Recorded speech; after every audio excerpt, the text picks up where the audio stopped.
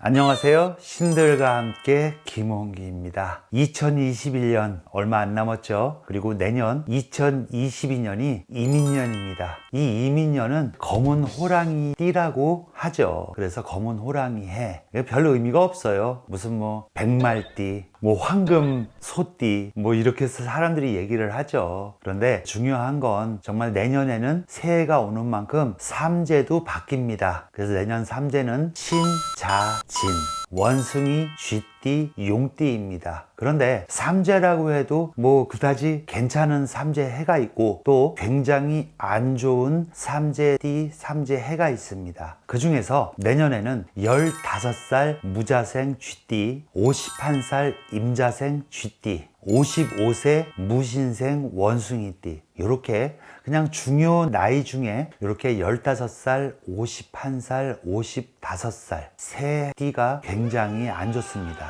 이제 보통 삼재풀이들은 단골내서 무당집에서 많이들 하죠. 요즘들은 절에서도 하고. 그런데 특히 15살 무자생, 51세 임자생, 55세 무신생, 요거는 내년을 기점으로 한 나이입니다. 이렇게 세 나이는 보통 무당집에서 단골내서 삼재풀이를 하더라도 본인이 중간중간에 삼재를 셀프로 푸는 것이 훨씬 더 도움이 됩니다. 이것은 어렵게 생각할 거 없이 본인들이 보통 절에 가십시오. 종교적인 관념이 틀려서 절에 못 가는 분들은 어쩔 수 없는 거고, 만약에 절에 가서 보시함에다가 돈을 넣을 적에 1,000원짜리에다가 그냥 샤프 펜슬 내지는 연필로 본인의 이름 그리고 본인 나이, 임자생이라든지 무신생, 몇 월 며칠 이렇게 본인의 무슨 생인지 날짜를 쓰고 나서 삼재 소멸이라고 쓰십시오. 본인의 나이가 50하면 1,000원짜리 51장에다가 연필로 쓰시고, 또 본인이 55이면 55장에다가 연필로 생년월일, 일시, 본인의 삼재 소멸을 기원하는 단어를 쓰십시오. 그렇게 해서 보시함에다 집어넣고 절을 그냥 하시면서 자기 나름대로 삼재 풀어주세요, 삼재 소멸시켜주세요, 이런 식으로 극진하게 자기가 일주일에 한 번이든 한 달에 한 번이든, 또 시간이 없는 사람들은 몇 개월에 한 번씩이라도 평상시에 나이 숫자만큼을 해서 절을 하면서 보시함에 넣으세요. 그러면 그 돈을 만지면서 사람들은 그러겠죠. 누가 여기다가 돈에다 이름을 썼어? 이거 삼재소멸 뭐지? 예를 들어